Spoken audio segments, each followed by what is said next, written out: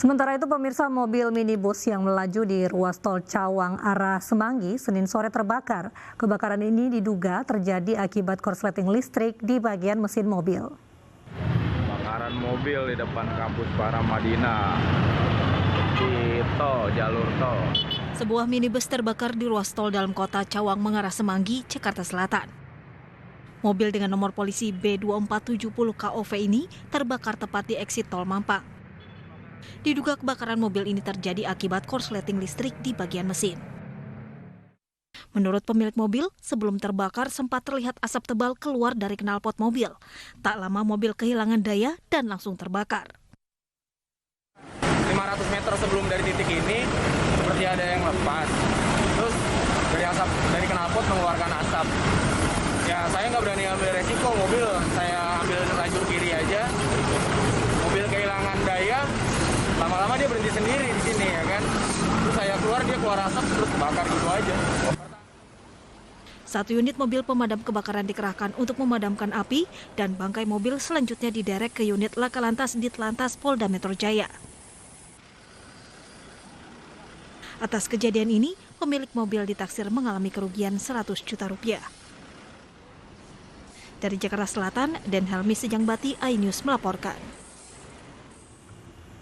Pemirsa, demo menolak perpanjangan PPKM di Lebak, Banten ricuh. Polisi membubarkan massa yang karena tak mengantongi izin berkegiatan.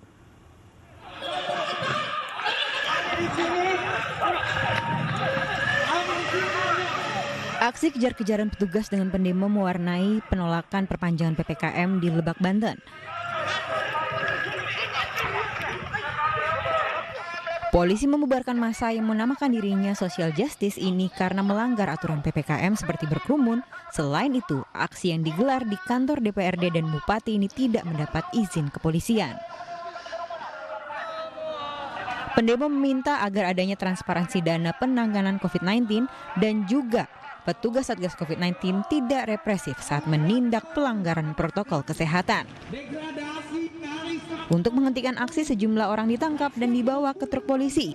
Diduga aksi ini berawal dari selebaran berisi pernyataan sikap menolak PPKM yang tersebar ke mahasiswa. Dari Lebak, Banten, Iskandar Nasution, iNews melaporkan.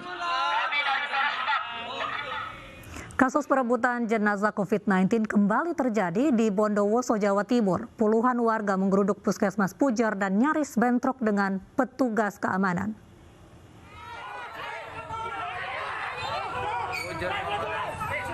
Perebutan jenazah COVID-19 di Bondowoso, Jawa Timur lagi-lagi terjadi. Keluarga dan puluhan warga merebut jenazah yang hasil tes antigennya reaktif di Puskesmas Pujer. Warga pun membawa jenazah dengan mobil bak terbuka. Meski sempat dihalang, petugas keamanan dan tenaga kesehatan tak dapat berbuat banyak karena kalah jumlah. Jenazah pun diambil warga. Almarhumah pasien ini sudah dilakukan pemeriksaan dengan rapid antigen dan hasilnya memang reaktif. Nah, ketika reaktif itulah kemudian kita bisa melakukan penanganan sebagai dan mengkategorikan sebagai pasien COVID. Dan ini sudah ada semua datanya. Ya. Tim Satgas COVID-19 akan melacak dan tes antigen seluruh warga yang terlibat pengambilan jenazah. Satgas COVID-19 juga akan menambah petugas untuk mencegah peristiwa serupa. Dari Bondowoso, Jawa Timur, Rizky Amirullah, iNews melaporkan.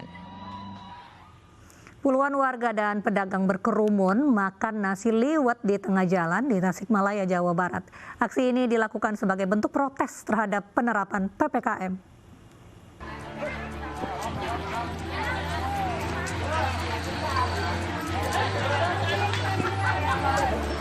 Video berdurasi 22 detik yang viral di media sosial ini tampak sejumlah warga dan pedagang kaki lima tengah asik makan nasi liwet bersama. Berlatar lokasi penyekatan, nasi sengaja dituang di atas pelepah daun pisang di tengah Jalan Cihideng, Kota Tasikmalaya, Jawa Barat. Sejumlah pedagang kaki lima yang terdampak PPKM level 4 secara spontan menggelar makan nasi liwet bersama karena sepi jualan dan suasana jalanan yang kosong, di mana sejumlah jalan-jalan utama yang menuju pusat perkotaan masih dilakukan penyekatan, termasuk di Jalan Cihideng. Namun sayangnya sebagian besar warga tampak tidak menggunakan masker dan berkerumun sambil bercanda karena mereka mengira PPKM akan berakhir dan bisa berjualan kembali. Uang ngaliwat teh cenah makanan cenah di tengah jalan gitu. Itu para pedagang apa? Ya pedagang, pedagang icalan sadayana. PKL di sini. Sadayana icalan di dieu. Nah, terus malaya ruka sabaraha daripada terang cenah. Cemai mah cenah sanes urang dia da cenah benten RW RT cenah gitu. Terus Bu kenapa makannya di jalan ini biar apa? Makanya kan itu cenah sempit. Oh, biar enggak jalanan sempit ya, nah, jadi kan makan teh banyak itu mau makan teh di mana-mana gitu anu teu bayar oge kita janten non teh makan gitu. Kebetulan jalan juga lagi sepi Bu ya, PPKM ya Bu ya. Jadi makannya kan di jalan. Itu dicegat. Oh, disekat Bu ya. Pihak polisian tidak memproses lanjut kasus ini karena para pedagang berjanji dan membuat pernyataan tidak akan mengulangi kejadian serupa pada masa pemberlakuan PPKM level 4. Dari Tasikmalaya, Jawa Barat, Asep Juharyono, iNews melaporkan. Adu mulut antara pengendara motor dan petugas Satpol PP terjadi saat razia tertib masker di Kemayoran, Jakarta siang kemarin. Pelanggar yang tak terima di razia berdalih terpaksa menurunkan maskernya karena sedang mengorek hidung.